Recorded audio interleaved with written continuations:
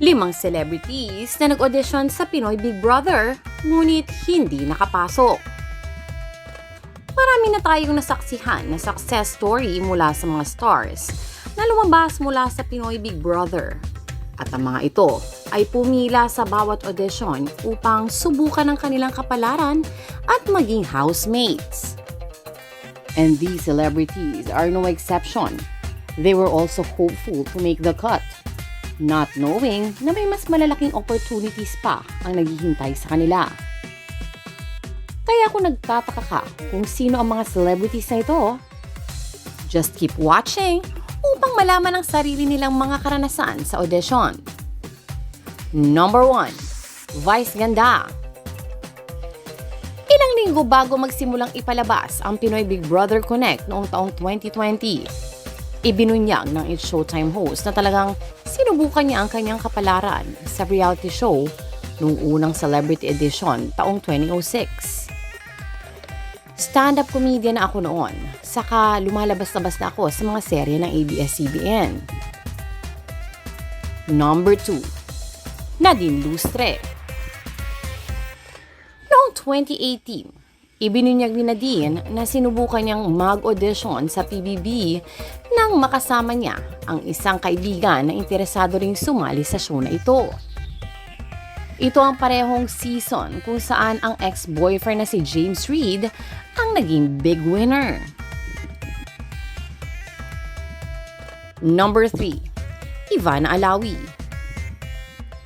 Naalala ni Ivana sa isa sa kanyang mga vlogs na pangarap niyang maging bahagi ng reality show at sinubukan niyang pumila para sa audition as early as 4 a.m. para lang makakat siya. Nag-audition ako sa pangarap ko na PBB. Pumila ko sa audition sa Marikina. Pumila kami ng 4 a.m. para magpunta ako sa unahan dahil ang dami. Mga nasa 9,000 yata ang pumila that day. Tapos, kasama ko ang mama ko. Natulog kami sa kalye kasi parang 4 a.m. natapos ako ng 4 a.m. the next day. Parang 24 hours kami nandoon. And then nakuha ako sa Marikina. Pag-aalala niya. Dagdag pa niya. Ang saya ko noon kasi out of 9,000 siguro, mga 100 lang kami na natira, so ang saya. Ang sarap sa pakiramdam noong time na yon. Number 4. Jerome Ponce.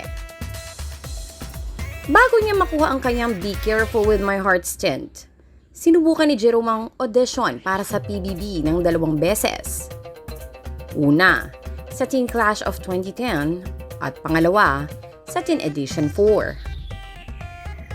Naalala pa ni Jerome na kailangan niyang pumila ng 3 a.m. hanggang 12 midnight sa kanyang unang pagsubok. Talagang umasa din po ako kasi nag-pictorial na ako. Na-frustrate ako pero nasanay na rin. That's life. Pagbabahagi niya sa Magandang Buhay guesting.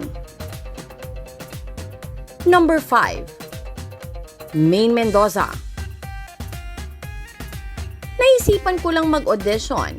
May nagsabi sa akin, may nag-invite kung gusto ko bang mag-audition for Pinoy Big Brother.